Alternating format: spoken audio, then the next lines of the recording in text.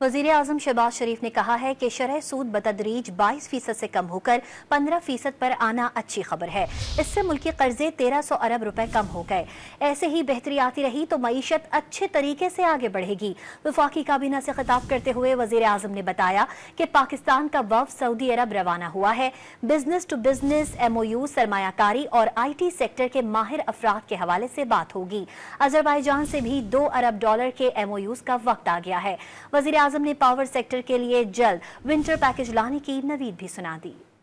State bank के पिछले 3-4 महीनों में बतदरीज पॉलिसी रेट में 22% से कमी होती रही और आज ये 15% पे आ गई है। उससे आपका जो हुजम है कर्ज़ों का, उसकी जो कॉस्ट है वो आज भी अखबारों में आपने पढ़ा होगा कि 1.3 ट्रिलियन यानी 1300 अरब रुपए जो हमारी जो कॉस्ट ऑफ फाइनेंशियल कॉस्ट जो है अपने कर्ज़ों की हमारे पाकिस्तान के, उसमें कमी आएगी। और उम्मीद की जानी चाहिए कि अगर हमारे इकनॉमिक इंडिकेटर्स इसी तरीके से इम्प्रूव करते रहे तो अल्लाह के फजल करम से हमारी मईशत जो है वो एक मजबूत